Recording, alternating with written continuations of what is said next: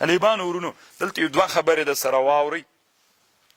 قرآن هغې مځکې ته چې د شام ځکه د هغې ته هغه مځکه ویلي التي بارکنا فیها. دا قرآن کې بل جکې مو وي سبحان الذي اسرا بعبده لیلا من المسجد الحرام الى المسجد الاقصى التي بارکنا. هلته نو شام ځکه طالبانو ډېره برکتي مځکه د انبیا ټول الله په دې مځکه کې راوستي، خصوصا دا لوی انبیا مقبرې هم دلته دي انبیا علیهم السلام.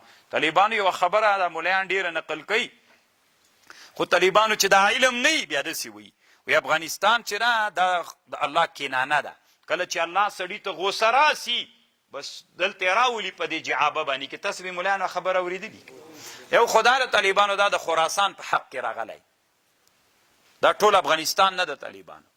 خراسان نن درې تقسیمه ده. د ایران خپله د که تاسې ایران ته څوک تللي د ایران یو ښار ده هغه ورته وایي مشهد چې دې ته خراسان الرضوي وایي. دا پخوانی خراسان د ځکه نیشاپور دلته د طالبانو دا یو وخت کې د خراسان پایتخت هرات بلخ او مرو چې هغه مرغابیانو تاسې بل طرف د ترکمنستان دغه ځای. نو طالبانو اول خدا ده چې هلته هغه ټکی چې راغلی خراسان راغلی، خراسان کنانت الله ده. نو طالبانو دا بیا د چا په کتاب کې راغلی. ګورئ طالبانو لږ خو ځان په خبره پوه کوي.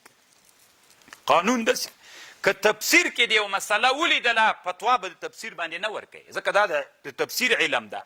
فتوا او حکم دا د فقه موضوع ده. اوس طالبانو معجم البلدان یاقوت حموي جوړ کړی، هلته دا خبر پکې نقل ده چې دوی وایي چې داسې حدیث کې راغلي. نور دا وایي نه چې دا حدیث شته که نشته ده، سند شته که نشته ده. الاسناد من الدین دا د حدیثو په کم کتاب کې ده، هېڅ کتاب کې دا نشته ده چې الافغانستان و کنانت الله. دروغ ده طالب، مطلق دروغ ده طالبان. دا اصل کې د شام په اړه باندې راغلی ده. ښه د شام په اړه باندې راغلی. شام طالبانو د تاریخ مدینه دمشق څه د ابن عساکر د دې دوه جلدونه تنا د شام په مقدمه باندې جوړ. مثیر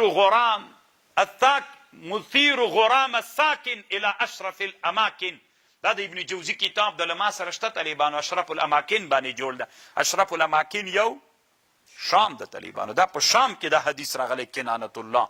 یو کتاب ابن رجب جوړ کړی، ابن رجب حنبلی 1900 کې تیر سوی، ډېر ښه ملا تیر سوی دا سړی طالبانو.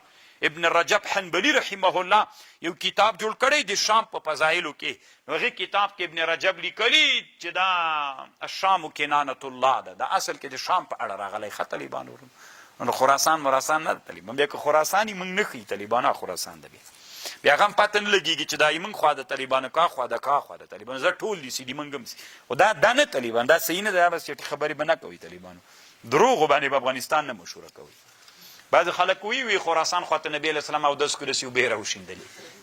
ما اوبه خو یې د شرق خواته چې راوشیندلې بیا ورته نه خراسان نه سو کنه د سعودي خواته نه افغانستان پروت. الله مو کور له غنمو ډکه. تاسې هم د دروغو ته غوږ نیولې زه تیا ورایم.